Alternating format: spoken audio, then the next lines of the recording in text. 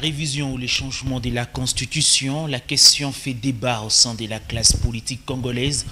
Plusieurs personnalités socio-politiques mettent au moins leur point de vue en rapport avec cette démarche qui semble aussi prendre une autre allure, celle de la création de coalitions. C'est 64 pour l'opposition, c'est 4 pour la majorité. Enfin, une nouvelle coalition vient d'avoir jour, c'est C5 qui au moins parle au nom du peuple selon l'article 5 de la Constitution qui met bien en avant la souveraineté de la population congolaise. Madame et messieurs, vous êtes dans votre émission GMD chaque samedi à 10h sur la chaîne de l'excellence réelle, et pour en débattre aussi, pour entrer dans notre vif des matières, l'initiateur au moins de la C5 est déjà avec nous sur ces plateaux. Lui, c'est Maître Caleb Banza, à qui j'ai dit bonjour et bienvenue.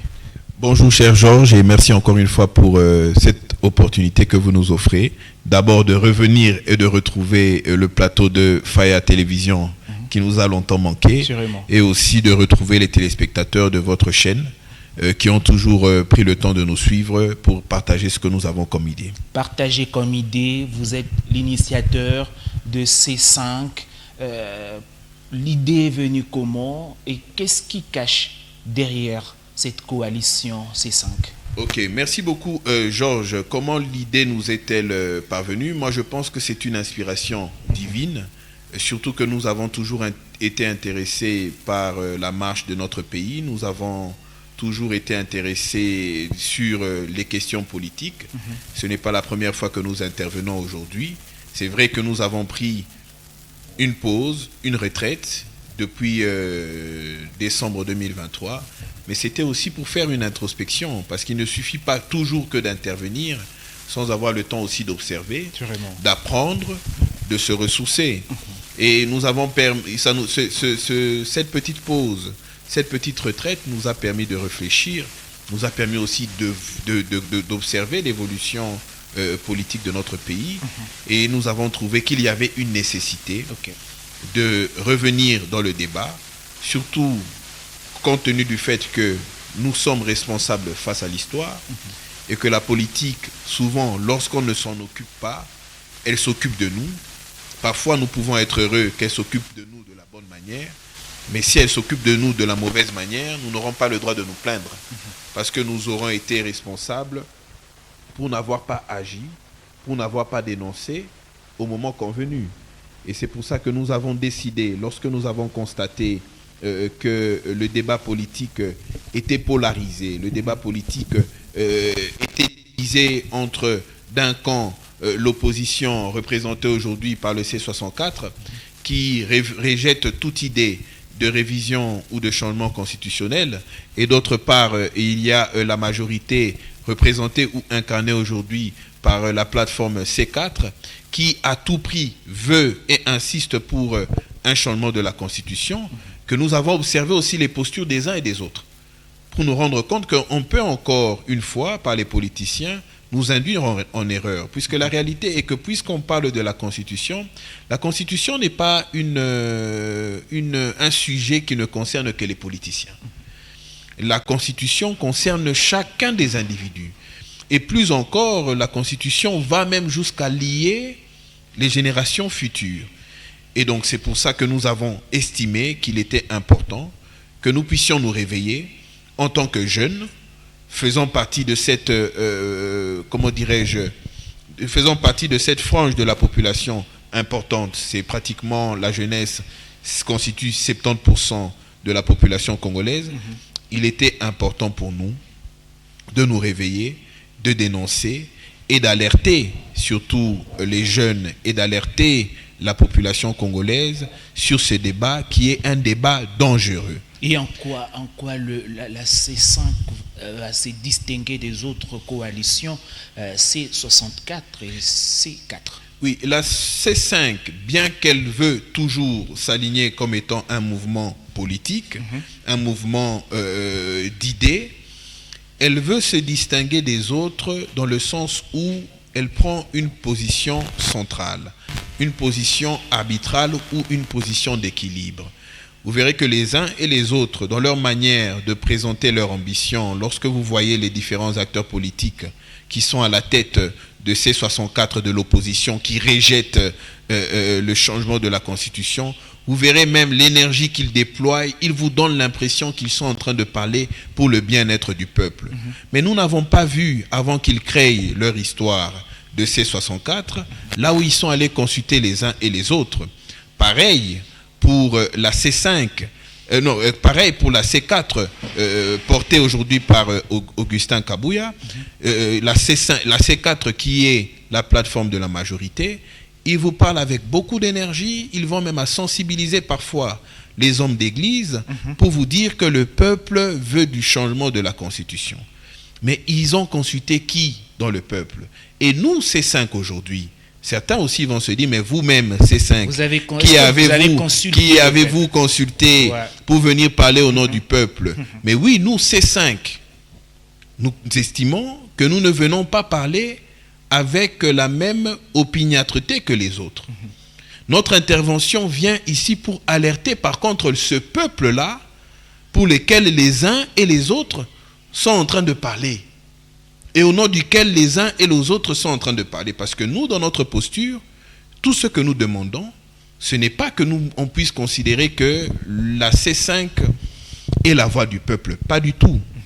Même la C5 ne peut pas se substituer à la position du peuple. Mais elle est quoi? Mais la C5 ici est une plateforme qui vient d'abord alerter et qui vient exiger que l'État prenne ses dispositions pour d'abord informer réellement le peuple sur les retombées, à la fois d'un maintien de la Constitution et sur les retombées d'un quelconque changement.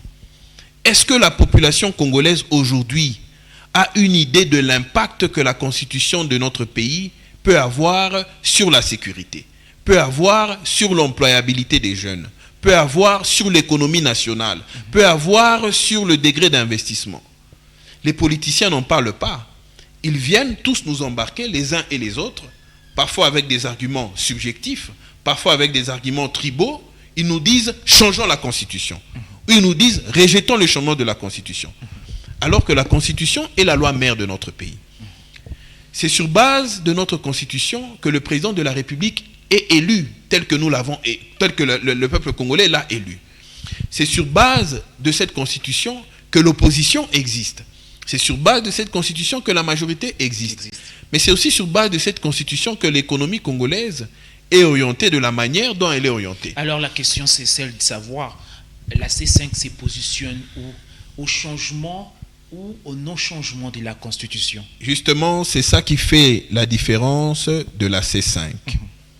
La C5, qui est une idée qui est essentiellement portée par les jeunes et qui s'adresse essentiellement aussi aux jeunes, n'a pas d'option. La C5 ne parle pas d'un changement de la Constitution ou d'un maintien de l'actuelle Constitution.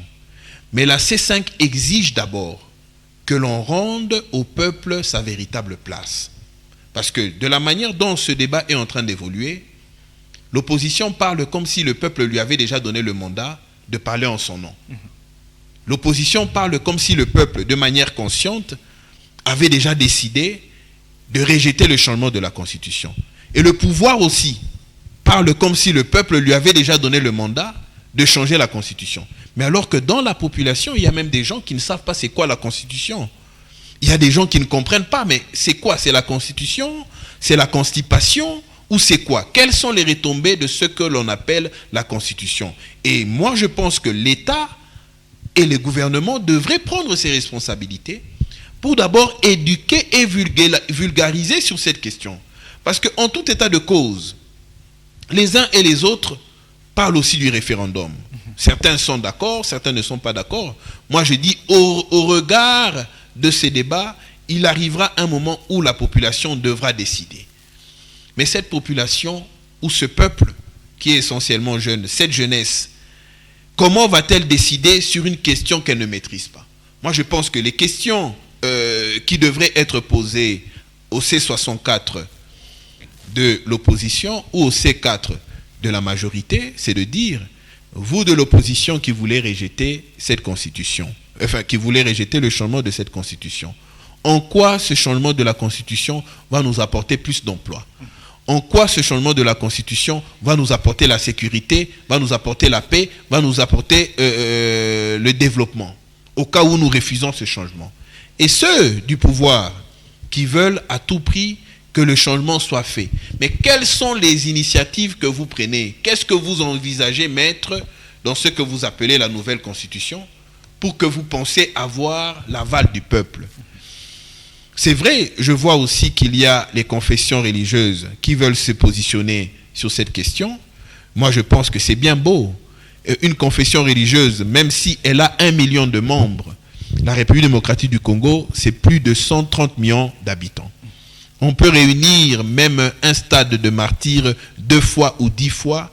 Ce n'est pas parce qu'on l'a fait qu'on représente le peuple qui se retrouve à Popokabaka, à Kisangani, à Uvira, ou bien à Kabongo, au Maniema. Il faut arriver à restituer au peuple son véritable pouvoir. Nous avons l'impression que les politiciens, c'est ça même la raison d'être du C4, c'est d'alerter la jeunesse, c'est d'alerter la population. C5 plutôt.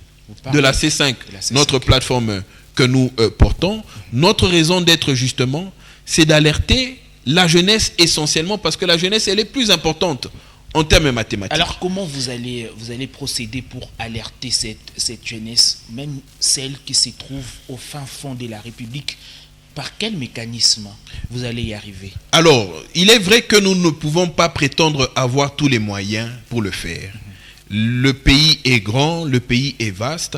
C'est pour ça que dans le peu que nous pouvons, nous passons à travers les médias, comme nous le faisons maintenant. Il y a aujourd'hui des technologies comme Internet qui nous permettent d'accéder dans les maisons des uns et des autres à plusieurs milliers de kilomètres plus loin. Mais la posture pour nous ici, c'est de responsabiliser l'État. L'État ou le président de la République, qui est le garant du bon fonctionnement des institutions, il est au-dessus des mouvements politiques. Il est au-dessus des partis politiques. Même si lui-même est issu d'un parti politique, la Constitution le met au-dessus des mouvements politiques. C'est à lui de comprendre qu'il y a une nécessité, avant d'emmener le peuple vers un référendum qu'il ne comprend pas, il y a une nécessité d'exiger ou d'imposer cet échange, ce débat qui devra éclairer la population sur les retombées ou les motivations réelles et objectives des uns et des autres. Parce que le peuple congolais est mature, le peuple congolais a déjà grandi. C'est ce même peuple congolais qui a voté un référendum en 2005. Mais lorsque certains allaient au référendum, ils étaient heureux d'aller voter. Mais ils ont découvert un mot qui n'est même pas dans nos langues natales. Le référendum, ça veut dire quoi? On ne sait pas. Mais on va voter. Nous avons voté l'actuelle constitution en toute immaturité. Mais aujourd'hui, 20 ans après, je ne pense pas que si nous devons aller voter nécessairement pour rejeter, par exemple, le changement de la Constitution ou pour accepter un changement de la Constitution, nous ne le ferons pas de la même manière que le peuple congolais l'avait fait en 2005, ignorant les conséquences, ignorant les implications. Mais aujourd'hui, plusieurs cycles électoraux après, la population congolaise a vécu des transitions. La population congolaise a appris de certains dialogues. La population congolaise a connu des crises, des rébellions et a appris de la maturité de notre jeune démocratie. Nous avons aussi vécu l'alternance. C'est qu'aujourd'hui, pour la génération actuelle, il est possible qu'un président sorte et qu'un autre entre et nous trouvons cela normal. C'est une pertinence qui fait toute la différence. Et aujourd'hui, notre souci ici, ce n'est pas de sensibiliser les uns et les autres à un changement de la Constitution ou à un maintien de l'actuelle Constitution. Mais c'est d'abord une prise de conscience de la jeunesse que c'est à elle de se lever et d'exiger qu'on lui explique pourquoi les uns veulent garder la même Constitution, pourquoi les autres veulent changer la même Constitution. Alors comment vous, dans des conditions aussi tendues actuellement, avec C64 qui mène déjà les actions sur terrain, on a assisté à la ville morte le mercredi passé. Elle annonce déjà d'autres activités dans les jours à venir, la semaine prochaine. La C4 qui consulte comment vous allez vous imposer parmi des coalitions qui ne semblent pas, mais qui sont plus fortes et plus accompagnées que vous? Merci beaucoup, cher Georges, pour cette question. Moi, lorsque je l'entends, elle m'inquiète et elle me chagrine. Et elle me pousse à ne pas abandonner. Elle me pousse à poursuivre notre combat. Ouais. Parce que je me rends compte, même lorsque vous parlez de ville morte, on parle de ville morte, oui, mais est-ce que ceux qui ne sont pas sortis lors de la ville morte ne sont pas sortis parce qu'ils ont compris le concept de la ville morte, ou ils ne sont pas sortis parce que dans leur tête, dans leur image, la ville morte, c'est le chaos, comme nous l'avons toujours appris tout au long de ces 20 dernières années, où à chaque fois qu'il y avait 1000 villes mortes, il y avait des pillages, il y avait des véhicules qui étaient détruits. Il faut faire la nuance. Moi, je pense que les politiciens, peu importe le mot d'ordre qu'ils donnent, ils ne peuvent pas se substituer à 120 millions de Congolais. Je pense aussi à la majorité silencieuse. Parce que pour moi, l'idée du C5, moi je considère qu'elle n'est pas mon idée.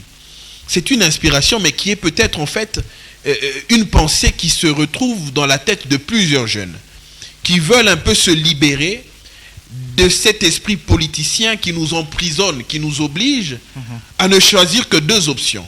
Ça veut dire qu'on nous propose une option, qui est le rejet de la Constitution, on nous propose une autre option, qui est le changement de la Constitution. La politique congolaise veut nous donner l'impression qu'on n'a pas le droit de réfléchir. Okay. Très rapidement, choisissons. Soit nous allons rejeter, soit nous allons changer la Constitution. Ça ne devrait pas être comme ça.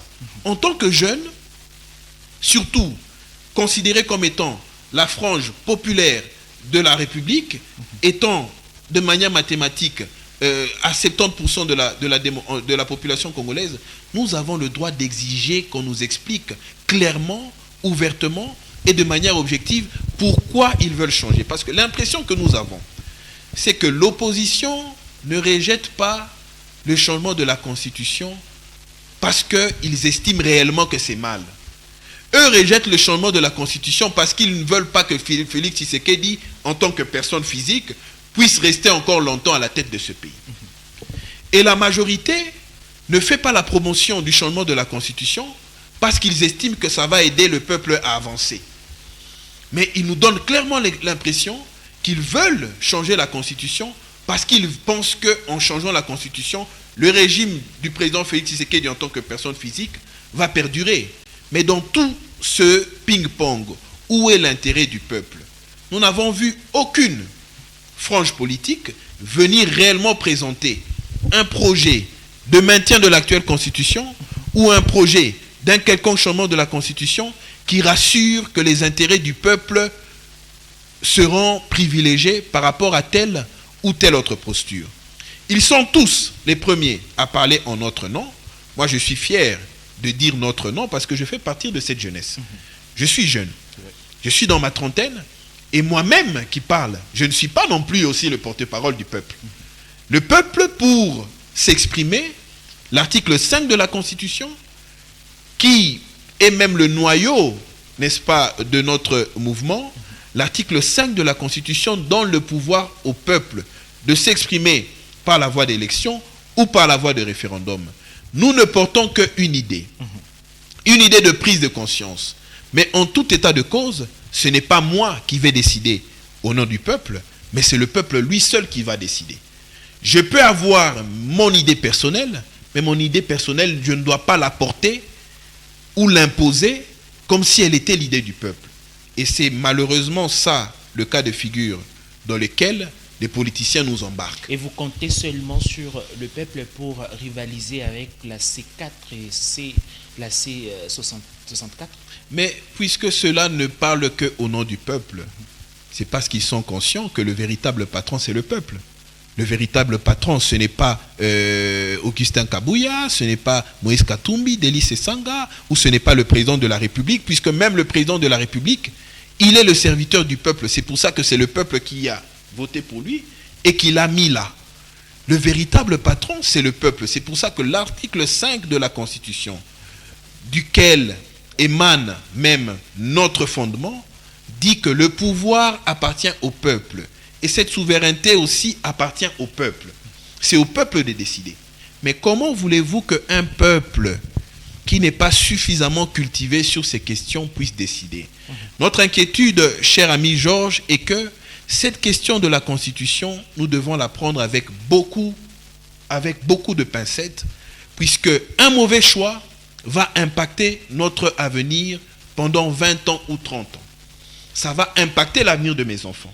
Ça va impacter mon avenir.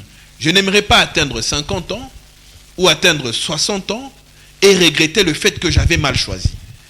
Il est encore mieux de choisir et de choisir mal, mais en ayant eu les informations nécessaires pour orienter son jugement. Mais les politiciens nous laissent dans un flou. Je n'ai vu aucun bord politique venir nous expliciter. Quand ils expliquent peut-être à des ambassadeurs, ils s'expliquent ça entre eux dans leur salon, mais au devant du peuple, on nous embarque. Ville morte pour rejeter le changement de la Constitution. Ou bien marche pour soutenir le changement de la Constitution. Oui, vous voulez marcher pour soutenir le changement de la Constitution. Mais quelles sont les retombées sur nos vies de ce changement de la Constitution? Quels sont les avantages pour mes enfants de ce changement de la Constitution? Est-ce qu'en changeant cette Constitution, l'année prochaine, ma vie va s'améliorer? Est-ce qu'en changeant cette Constitution, l'année prochaine, mes frères qui sont diplômés, qui n'ont pas de travail, auront du travail? Est-ce qu'en changeant cette Constitution, mes frères qui se retrouvent au nord Kivu et au sud Kivu ne vont pas subir les affres de la guerre? Ça, ce sont des questions pertinentes que les C5 aimeraient que nos amis de l'opposition extrême qui sont incarnés par le C64 et nos amis du pouvoir puissent nous apporter. Oui. Que l'on nous dise, est-ce que le maintien de cette Constitution pour l'année prochaine, une année, 2 ans, va nous apporter plus de l'emploi ou pas? Est-ce que ça va nous garantir une sécurité ou pas? Et là où je suis en train de réfléchir sur la posture des acteurs politiques, il y a dans le C64 un acteur politique important pour qui j'ai beaucoup de respect et beaucoup d'admiration parce qu'il sait faire preuve d'intelligence. Il s'agit ici de l'honorable Deli Sesanga, oui, qui est un estimé confrère, un avocat de renom.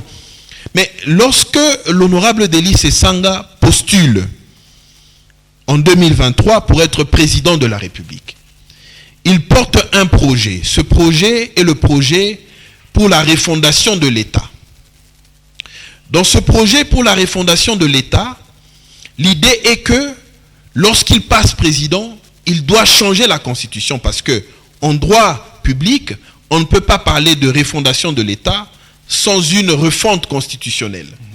C'est que Deli Sesanga aujourd'hui, qui est à la tête du C64, qui est parmi les leaders du C64, rejette le changement de la Constitution, alors qu'il y a quelques années, en 2023, en décembre, lorsqu'il postulait, son projet faisait la promotion d'un changement de la Constitution et il garantissait qu'à travers ce changement de la Constitution, ce pays aurait une meilleure économie, une meilleure sécurité, un meilleur développement. Ouais. Mais vous vous rendez compte que les politiciens peuvent avoir une position il y a 2 ans et aujourd'hui changer. Mais dans tout ça, où est l'intérêt du peuple? Où se trouve la cohérence politique, scientifique et même temporelle de ce changement? C'est des mêmes questions. C'est la même personnalité qui était en train de soutenir un changement de la Constitution à travers son projet électoral de la refondation de l'État. Ça veut dire que s'il était passé président, nous serions peut-être déjà dans une posture de changer de Constitution. C'est des mêmes questions. Mais c'est aujourd'hui la même personnalité qui rejette ardemment. Il parle même d'un combat à main nue pour rejeter le changement de la Constitution. Et dans tout cet imbroglio, oui, c'est le peuple qui est présenté. C'est au nom du peuple qu'un acteur politique peut avoir une posture aujourd'hui et le lendemain la changer. De la même manière, il y a aussi l'UDPS qui, lorsque Joseph Kabila était en train de mettre fin à son mandat, rejetait toute idée de changement de la Constitution.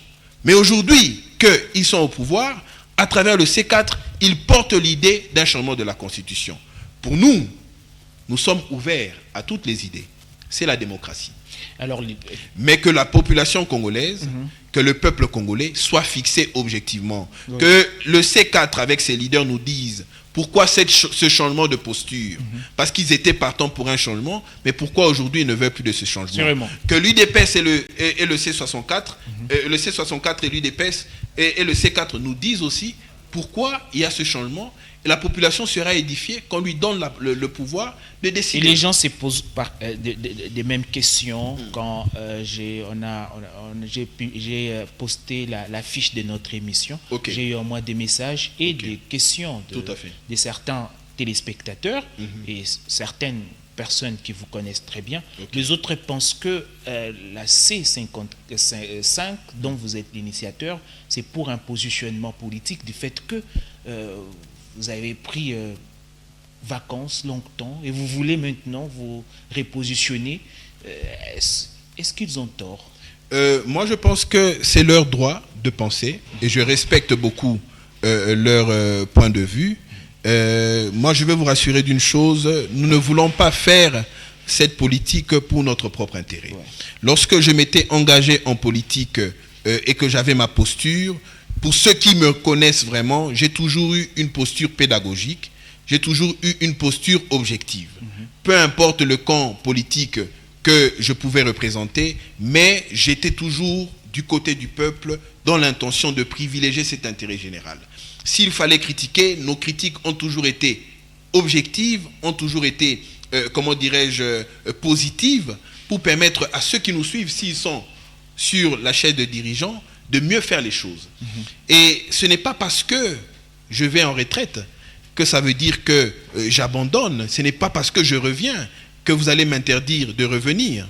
Même dans la Bible, il y a un moment où Dieu demande à ses serviteurs de se cacher. Il dit, va et cache-toi.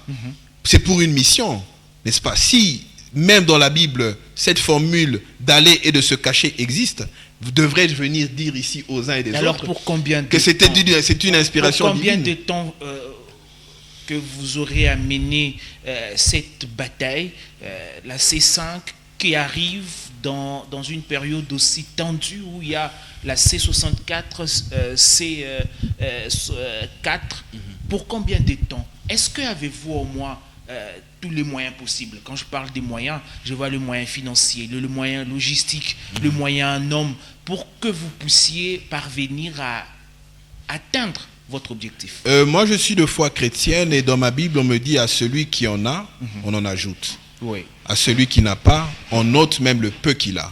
Moi, je crois que l'opportunité que vous m'offrez de venir devant votre chaîne pour passer ici, je n'ai rien payé, c'est déjà un moyen. Oui. C'est un moyen que je crois que Dieu me donne pour vulgariser ce que j'ai comme conviction. Et ici, la responsabilité ne me revient plus. La responsabilité revient au véritable patron. Et ce véritable patron, c'est le peuple congolais. Pour nous, c'est une alerte. C'est une alerte parce que nous sommes directement concernés. Je suis directement concerné parce que moi-même, je suis jeune. Je suis dans ma trentaine. Je n'ai pas encore 35 ans. Les décisions politiques qui sont en train de se concocter à Kinshasa vont m'affecter pour 20 ou 30 ans. Si nous n'exigeons pas un débat de fond, si nous n'exigeons pas des garanties réelles, nous allons subir un référendum où tout est déjà dicté. Nous ne devons décider qu'entre oui et non. Mais les questions qui seront contenues, si la jeunesse n'y a pas participé, pour faire valoir ses prétentions, on va nous les imposer. Le référendum, vous pouvez décider de vous abstenir, mais il y aura toujours un taux de participation. Et les politiciens, nous l'avons appris dans notre histoire politique, ont la capacité de corrompre pour que les gens aillent même voter contre leur propre sort. Ils ont la capacité de donner l'argent aux jeunes pour que les jeunes aillent voter contre sa propre vie. Ça veut dire que les jeunes, malheureusement, s'ils ne comprennent pas, si nous ne comprenons pas que c'est un danger pour notre avenir, nous pouvons prendre même 20 000 francs, 100 000 francs pour aller voter pour soit un rejet du changement de la Constitution ou pour soit un changement de la Constitution, mais nous allons prendre 100 $, 100 000 francs, mais pour sacrifier 20 ans de notre vie. C'est pire que d'aller voir un féticheur. Et les autres pensent que vous avez un appui. Mais mon appui, moi j'ai un appui, je l'insiste encore. Mon premier appui, c'est Dieu. Parce que c'est par la conviction que nous évoluons. C'est par conviction que nous nous sommes impliqués en politique. C'est par conviction que nous nous sommes arrêtés pour nous cacher, observer l'évolution politique de notre pays. Et c'est par conviction que nous revenons, pas pour déranger, mais pour apporter certainement quelque chose qui intéresse les uns et les autres, particulièrement la jeunesse, qui est la véritable patronne. Et je pense que puisque ça vient de Dieu, puisque c'est inspiré d'en haut, ce que nous apportons, c'est une lumière. Le C5 ici ne vient pas forcer les gens à choisir le changement de la Constitution. Le C5 ne vient pas forcer les autres à rejeter le changement de la Constitution. Mais le C5 vient faire un appel à conscience. Même mon point de vue personnel, il ne concerne pas le C5. Ici, le C5 demande à la jeunesse de réaliser l'importance d'un choix autour d'un positionnement pour le changement de la Constitution ou pour le rejet de ce changement. Il n'est pas question ici de dire d'abord nous voulons changer ou nous voulons rejeter. Il faut que nous puissions d'abord récupérer réellement notre pouvoir et notre souveraineté que les politiciens ont conservé depuis plus de 20 ans. Ils décidaient dans leur salon, en public, ils nous apportent déjà des projets qui sont prêts et nous ne sommes obligés que d'aller dans leur sens. Ça doit s'arrêter parce que nous nous sommes rendus compte que le temps que nous perdons, personne ne nous le rend. Quand nous perdons 5 ans pour avoir mal voté un député, lui et sa famille pendant 5 ans, ils ont une bonne vie, mais notre vie continue à rester la même. Et si quelqu'un a 35 ans quand il a voté quelqu'un, 5 ans après il a 40 ans, il commence à devenir vieux. S'il n'avait pas d'enfants, peut-être qu'il se marie, il a même des enfants. Mais le souci ici pour nous, la politique n'intéresse pas tout le monde, mais la politique influence la vie de tout le monde. C'est ce que la population doit comprendre. Alors, il faut s'y intéresser, peut-être pas de la même manière que nous le faisons ici, mais il faut se poser les bonnes questions. Quel est mon intérêt dans ce changement de la Constitution? Quel est mon intérêt si je rejette le changement de la Constitution? Ne réfléchissons pas d'une manière tribale, ne réfléchissons pas d'une manière nostalgique. Réfléchissons pour l'avenir, parce qu'un maintien de la Constitution va directement affecter notre avenir. Un changement de la Constitution va directement affecter notre avenir. Alors la bonne question, c'est de savoir quel est le pronostic que nous faisons, comme au pari foot, pour que l'équipe qui va gagner, gagne en notre faveur, qu'elle ne gagne pas en notre défaveur. C'est que ici, c'est une prise de conscience populaire pour dire que ce débat est très sensible. Ce débat nous concerne essentiellement la jeunesse. Parce qu'en République démocratique du Congo, l'espérance de vie est de 65 ans. Sûrement. Les personnalités qui décident de ce débat sont tous déjà autour de la soixantaine. Leur vie est fragile par rapport à l'espérance de vie en République démocratique du Congo.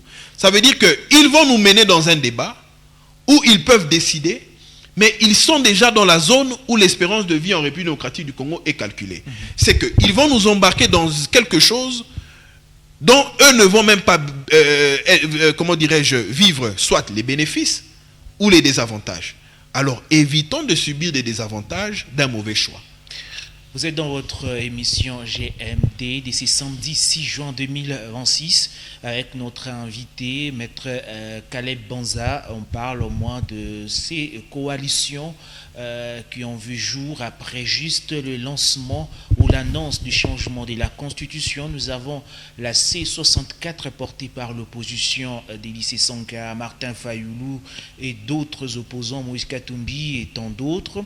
Et nous avons la majorité qui a pour coalition la C4 qui est portée par Augustin Kabouya, le secrétaire général de l'UDPS et d'autres membres de l'Union Sacrée. Et aujourd'hui, nous avons la C5 portée par Caleb Banza. Vous êtes seul qui porte au moins cette idée de la C5, ou vous avez d'autres personnalités qui sont derrière vous?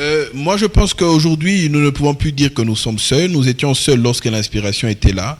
Mais il y a déjà plusieurs jeunes qui sont en train d'adhérer. Il y a plusieurs jeunes qui veulent nous accompagner, qui croient en cette idée. C'est une idée qui invite les jeunes de l'opposition, les jeunes de la majorité à venir, à réfléchir sur notre avenir commun. Nous ne sommes pas dans une posture sélective. La C5 appartient à la jeunesse congolaise. C'est à elle de s'en approprier. Ce n'est pas mon idée, c'est la posture de la jeunesse congolaise qui a besoin de voir clair dans ce débat, qui est en train de décider sur son avenir. Ce débat sur la Constitution va affecter nos 20 prochaines années. Ça ne m'appartient pas. Et il y a plusieurs jeunes qui nous ont suivis, qui nous ont d'ailleurs accompagnés dans le point de presse que nous avons organisé le 3 juin. Il nous a accompagnés et plusieurs seront avec nous le dimanche 7 juin à 13h dans la salle à Rouppé, où nous allons lancer officiellement notre coalition de l'article 5 et avec des fiches d'adhésion, de sorte à ce que les uns et les autres qui se sentent concernés viennent et nous accompagner. Et le dimanche, je rappelle que c'est déjà demain. C'est déjà demain la sortie officielle de la coalition de l'article 5. C'est déjà demain qu'il faut être là à 13h au centre à Rouppé pour participer, pour venir poser les questions directement. Et nous prendrons tout le temps pour vous expliquer notre posture. Nous prendrons tout le temps pour vous expliquer notre position et nos intentions. Et nous serons à l'aise d'échanger d'égal à égal. Parce que essentiellement, nous nous adressons, c'est vrai, de manière générale, à la population congolaise, mais essentiellement à la jeunesse, parce que c'est elle qui sera soit victime, soit bénéficiaire de ce changement ou de ce maintien de la Constitution dû à ce débat actuel. Le peuple que vous faites toujours mention aujourd'hui est embrouillé avec à peu près 3 coalitions. Il ne sait même pas laquelle est la meilleure. Vous embrouillez maintenant la population. Non, mais vous verrez que nous jouons une position centrale. C'est pour ça que nous disons que nous invitons les uns et les autres. Ouais. Vous voyez, ce qui embrouille, ce n'est pas la C5. Je crois que même la meilleure plateforme où exister ou subsister, c'est dans la C5, parce que là, la réflexion est libre. La réflexion est libre. Les uns et les autres sont libres d'apporter, même en tant que jeunes, leur position par rapport au fait de soutenir le changement constitutionnel. Les autres aussi sont libres d'apporter leur position par rapport au fait de soutenir le maintien de la Constitution actuelle. Mais lorsque nous échangeons, nous nous rendrons compte, peut-être que de ce point de vue, il y a un point positif, de l'autre, il y a un point négatif, et nous savons dégager un noyau, une pensée qui a émané de ces échanges. Moi, je crois que c'est une question que nous ne devons pas prendre avec beaucoup de légèreté. Les politiciens nous donnent l'impression que nous n'avons plus de temps, nous devons nous agiter, c'est faux. Prenons le temps de réfléchir sur notre avenir. Réfléchissons très profondément, parce que cette décision, j'ai même envie de dire qu'elle est aussi sensible que la décision du choix pour un mariage. Parce qu'en fait, cette constitution peut même affecter notre mariage. Cette constitution peut même affecter l'éducation de nos enfants. Elle peut même affecter l'épanouissement de nos enfants. Si notre pays n'est pas en sécurité, si notre pays n'est pas développé, vous pouvez être marié, mais vous êtes triste parce que vous n'avez pas d'emploi. Vous pouvez avoir des enfants, mais ils meurent parce qu'il n'y a pas de soins appropriés pour eux. Quels sont les avantages de l'actuelle constitution? Quels pourraient être les avantages d'une autre constitution? Puisque le risque serait de changer de constitution, mais de tomber dans une situation pire qu'aujourd'hui. Alors, quelle est la finalité de la C5? Vous n'êtes pas pour le changement, ni contre le changement de la Constitution, mais quelle est la finalité ensuite? Quelle est la fin de la C5? Alors, moi, j'aimerais préciser ceci, puisqu'il faut toujours faire un choix. Dans la Bible, on dit, si vous êtes tiède, je vous vomirai. Ouais. Soit vous êtes soit vous êtes froid, soit vous êtes chaud. Il faut avoir une position. Nous sommes d'accord avec ça. La position de la C5, c'est que ce n'est pas la C5, encore moins la C64 de l'opposition, encore moins la C4 de la majorité, qui est le peuple. Le peuple souverain, ce n'est pas moi en tant qu'individu. Le peuple lui-même doit s'autodéterminer. Ici, notre question n'est pas de dire que nous choisissons un camp ou un autre.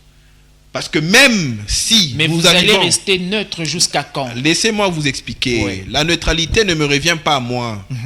La neutralité ou même la position ou le positionnement ne revient même pas à l'opposition. C'est au peuple de trancher, c'est ce que je veux dire. Ici, nous voulons juste rappeler les uns et les autres à un examen de conscience. Puisque la loi de la majorité ou la loi démocratique veut qu'il y ait des divergences. Même dans la jeunesse, il y en aura qui vont soutenir le changement de la Constitution. Même dans l'opposition, il y en aura aussi toujours qui soutiendront le maintien de la même Constitution. Mais celui qui va trancher, c'est le peuple. Notre combat est que lorsque le peuple sera appelé à aller décider, qu'il n'aille pas décider en étant ignorant, qui n'aille pas décider parce qu'on lui a donné 10 000 francs pour dire oui au changement ou non au changement. Qui décide en âme et conscience. C'est ça la position de la C5. Vous êtes pour un référendum? Tout à fait. Pour que ces peuples soient consultés? Tout à fait. Le peuple doit être consulté et l'opposition ne doit pas avoir peur du référendum. Et la majorité aussi ne doit pas avoir peur du référendum.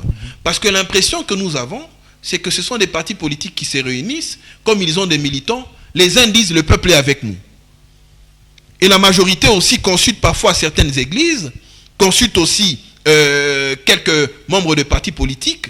Comme derrière ces partis politiques ou devant ces partis politiques, il y a des députés, ils disent ce monsieur a été élu avec 30 000 personnes. Non, les 30 000 personnes là sont avec nous. C'est faux. La Constitution dit que le pouvoir appartient au peuple. C'est au peuple de décider soit par voie d'élection, soit par voie de référendum. Et que le peuple n'ait pas peur du référendum. C'est lorsque le peuple comprend le débat, c'est lorsque le peuple comprend les enjeux, que lorsqu'il décide et qu'il se rend compte que le résultat que moi j'ai choisi, ce n'est pas celui-là, il va manifester pacifiquement, même à travers une marche pacifique, sans que personne ne lui donne un mot d'ordre. Est-ce que pensez-vous à ces stades qu'on aura un référendum où il n'y aura pas la tricherie, où l'expression du peuple sera exécutée sans toutefois qu'il y ait de la tricherie, par exemple? Non, mais c'est pour ça que je dis que nous sommes en face d'un examen de conscience. Okay. Combien sont ces jeunes, pendant les différentes élections, qui ont essayé de faire eux-mêmes les surveillants de dépouillement et de tout ce qui se passe? Souvent, nous sommes négligents. Ouais. Si nous sommes vigilants, il n'y aura pas de tricherie. Nous pouvons aussi critiquer le système électoral, les différents cycles que nous avons eus. Nous avons aujourd'hui une certaine maturité. Si nous nous y penchons, même dans les questions référendaires, exiger que ce référendum soit organisé peut-être par une partie qui est crédible. De sorte à ce que notre voix, qui est la voix populaire, soit manifeste et respectée. Que le peuple n'ait pas peur de la tricherie. La tricherie, il y a des mécanismes. Aujourd'hui, avec le football, on voit qu'on a développé la VAR. La VAR, ça permet d'éviter la tricherie. Des tricheries qui existaient avant, aujourd'hui, se sont arrêtées grâce à la technologie. Mais comment le peuple va revendiquer quand nous sommes dans un système où aujourd'hui l'homme politique utilise l'argent pour inciter les uns de marcher ou les autres de rester chez eux pour ne pas revendiquer? Voilà, c'est pour ça que moi, avec votre question, je comprends que vous avez compris. C'est justement la question que le peuple doit se poser. Est-ce que nous devons rester dans ce cas de figure où nous sommes conscients qu'on nous manipule, nous sommes conscients qu'on nous utilise, et nous risquons de sacrifier 20 ans de notre vie pour des gens qui vont en profiter derrière notre dos? Faire ça, ce serait une naïveté que nous refusons au C5. Nous demandons à la population, nous demandons à la jeunesse de s'intéresser à ce débat, de poser des vraies questions, de ne pas réfléchir sur la tribu, de réfléchir sur votre avenir. Quel est votre intérêt personnel de votre famille dans le maintien de l'actuelle constitution? Quel est l'intérêt personnel de votre famille dans le changement de la constitution? Est-ce que vos enfants iront à l'école? Est-ce que vos enfants auront de l'emploi dans 20 ans quand ils vont finir d'étudier? Parce qu'il y a des parents qui ont des enfants qui sont à l'école. Vous payez beaucoup d'argent pour envoyer vos enfants à l'école. Êtes-vous sûr que lorsqu'ils auront le diplôme d'État ou lorsqu'ils auront le diplôme de l'université, vous êtes sûr qu'ils auront de l'emploi? Il y a beaucoup qui ont eu des diplômes d'État, jusqu'aujourd'hui, ils sont sans emploi dans ce pays. Est-ce que c'est un problème de constitution? Si oui, qu'on nous explique par ceux qui défendent cela. Si ce n'est pas un problème de constitution, que ceux qui défendent cela nous expliquent. C'est ça la position du C5. Merci. De sorte à ce que le peuple, comme nous le disons, nous sommes la coalition de l'article 5. Vous verrez que toute notre démarche a un résumé. Okay. C'est celui de faire valoir le véritable pouvoir du peuple. On dit que le C5 n'a pas de position, on est flou. Non, nous avons notre position. La position, c'est la promotion de l'intérêt général. La position du C5, c'est la promotion de l'intérêt du peuple. Et l'appel à la prise de conscience du peuple qui est le véritable patron. Le peuple ne peut pas continuer à marcher comme un esclave alors que c'est lui qui a le pouvoir de décider sur le sort de ce pays. Merci. S'il considère qu'il n'a pas de droit, s'il considère qu'il n'a pas de voix, s'il considère le peuple qui n'a pas le droit de choisir ou de se positionner, il doit subir les choix des autres, alors il accepte de sacrifier son avenir, il accepte de sacrifier l'avenir de ses enfants et l'avenir de ses petits-enfants. Et ça, le C5 refuse. C'était GMD d'ici samedi 6 juin 2026. Notre invité, c'était Maître Caleb Banza. Avec lui, on a échangé sur les différentes coalitions mises en place pour soit soutenir le changement de la Constitution, soit être contre de la révision ou le changement de la Constitution, et aussi une autre coalition, la C5, qui a été mise en place pour au moins faire appel au peuple de prendre en charge leur souveraineté et aussi avoir un positionnement pour son avenir. GMD d'ici samedi, c'est terminé. Maître Caleb, merci d'avoir accepté notre invitation. C'est moi qui suis très honoré par votre invitation, et tous mes respects aussi aux téléspectateurs et particulièrement à la jeunesse. Mes frères, mes grands frères, mes petits frères, mes semblables, prenons-nous en charge, ce pays nous appartient. Ce pays n'appartient pas aux politiciens, qu'ils soient de l'opposition, qu'ils soient de la majorité. Nous avons vu combien certains politiciens qui étaient hier dans l'opposition se sont retrouvés aujourd'hui dans la majorité. Nous en avons vu aussi certains qui étaient dans la majorité se sont retrouvés dans l'opposition. Ce sont des camps politiques. Ils peuvent changer à tout moment dans leurs convictions, dans leur posture, mais ils ont eu l'habitude de nous manipuler, refusant de nous faire manipuler, opérant un choix objectif sur notre avenir. La question n'est pas du oui ou du non pour le changement de la Constitution, mais ici la question est d'abord de récupérer notre pouvoir, exiger des garanties, exiger que l'on nous explique par les uns et les autres, exiger de l'État, telle est notre démarche, qu'il vulgarise ces informations, de sorte que les jeunes aient suffisamment d'informations pour choisir en âme et conscience sa voie et non se faire manipuler par les politiciens comme ils ont toujours su le faire. Merci beaucoup, et nous vous fixons rendez-vous le samedi prochain, le samedi 13 juin 2026. Nous allons parler sport cette fois-ci. Nous allons parler au moins de la participation de la RDC à la Coupe du Monde qui s'annonce pour la semaine prochaine. Est-ce que les Léopards auront au moins l'esprit pour compétir? 52 ans après, nous aurons un invité le samedi prochain. D'ici jusqu'à là, restez branchés sur la chaîne de l'Excellence Réelle et au revoir. Maître, vous avez un petit mot. Oui, j'ai dit, n'oubliez pas, demain, la porte est ouverte à 13h au centre Aroupé sur l'avenue Kilela Balanda. La C5 appartient à tout le monde. Venez, l'accès n'est pas payant, c'est gratuit. Venez poser les questions, venez vous intéresser à cette plateforme qui nous concerne. Ce n'est pas mon idée, c'est votre idée, c'est notre idée en tant que jeunes. Nous y réfléchissons tout le temps pour ne pas nous retrouver pris au piège par les politiciens. La C5 appartient à la population, la C5 appartient à la jeunesse, la C5 appartient au peuple. Venez nombreux à 13h demain dimanche 7 juin 2026 dans la salle Aroupé. Les portes sont grandement ouvertes et l'accès est gratuit. Merci beaucoup, et c'est la fin de cette émission. Je fixe rendez-vous très prochainement pour le samedi 13 juin 2026. Au revoir et à la prochaine.